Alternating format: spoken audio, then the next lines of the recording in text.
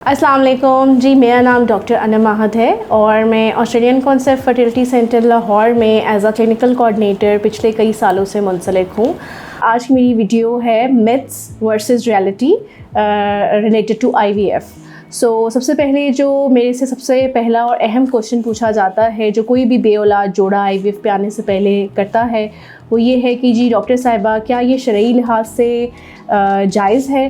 तो उसका आंसर है येस, बिल्कुल ये जायज़ है। अगर हस्बैंड एंड वाइफ के ही एग्स और स्पर्म्स यूज़ किए जाते हैं तो ये टोटल जो है वो शरीयत के हिसाब से जायज़ एक इलाज है और तमाम बेऔलादों के लिए, बेऔलाद जोड़ों के लिए रिकमेंडेड है। दूसरा जो फ्रीक्वेंटली आस्क्ड क्वेश्चन है जो सबसे ज़्यादा पेशेंट्स पूछते हैं वो ये है, उनको एक मिथ है कि जो IVF का इलाज है वो किसी भी उम्र में हो सकता है।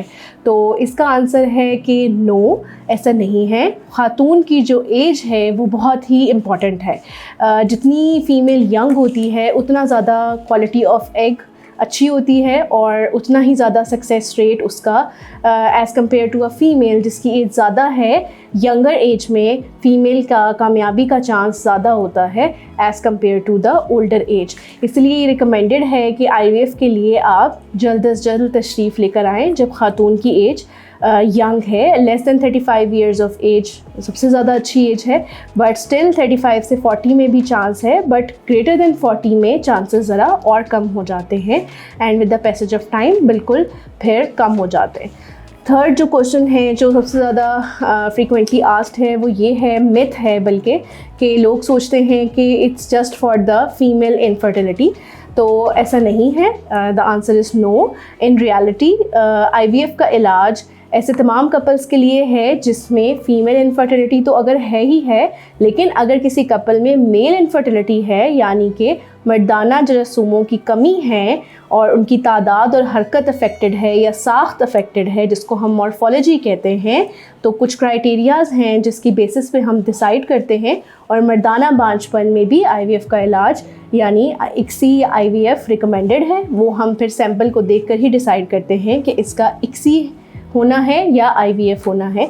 दोनों ही टेस्ट ट्यूब बेबी इलाज हैं। जो चौथा एक क्वेश्चन जो है, जो मिथ है, वो ये है, जो लोग कंसिडर सोचते हैं IVF से पहले कि जो IVF का इलाज है इसकी वजह से बर्थ डिफेक्ट्स होते हैं, यानी कि जो बच्चा पैदा होता है उसके अंदर कोई बाय बर्थ डिफेक्ट्स होते हैं। तो ऐसा नहीं है, IVF की वजह से कोई भी बर्थ डिफेक्ट कॉज नहीं होता। तो it's also a myth. In reality IVF does not cause any defect in the new born baby. और इसके अलावा जो एक मिथ है उसमें ये है कि जो IVF का इलाज कपल्स करवाते हैं तो IVF से जो कंसीव की जाती है प्रेगनेंसी, उसमें थ्रू आउट हॉस्पिटलाइजेशन या बेड रेस्ट रिकमेंडेड होता है। तो ये भी एक मिथ है। इन रियलिटी ऐसा कुछ भी नहीं है। स्टार्टिंग में हम पेशेंट को एम्ब्रियो ट्रांसफ़र के बाद कुछ 1 to 2 वीक्स का बेड रेस्ट रिकमेंड करते हैं जो कि इंटरनेशनली रिकमेंडेड है। अदरवाइज़ ये है कि जब एक दफ़ा पेशेंट प्रेग्नेंट हो जाए, हामला हो जाए, तो उसके बाद जैसे एक नेचुरल कुदरती हमल चलता है वैसे ही IVF की प्रेगनेंसी चलती है। हाँ, कुछ अगर कॉम्प्लिकेशंस हो तो फिर गायनेकोलॉजिस्ट उन कॉम्प्लिकेशंस के हिसाब से पेशेंट को डील करती हैं। तो बज़ाते ख़ुद IVF की वजह से प्रेगनेंसी में कोई कॉम्प्लिकेशंस नहीं होती। वो डिफरेंट और इश्यूज़ होते हैं जिसकी वजह से कोई कॉम्प्लिकेशन हो रही हो तो बेड रेस्ट एडवाइस किया जाता है। सो आई होप कि मेरी इस वीडियो से बहुत सारे शक व शुबहात ऐसे तमाम बेऔलाद जोड़ों के दूर हो जाएंगे जो कि सिर्फ मिथ्स की बेसिस पे, शकूक व शुबहात की बेसिस पे IVF के इलाज की तरफ नहीं आते। तो मेरी गुजारिश है कि आप नीचे दिए गए नंबर्स पे कांटेक्ट करके मज़ीद आप हमसे मशवरा ले सकते हैं और मंडे टिल सैटरडे 9 till 5 आप यहाँ हमारे सेंटर तशरीफ़ ला सकते हैं और किसी भी टाइम आप हमसे मज़ीद मालूमात ले सकते हैं। Thank you.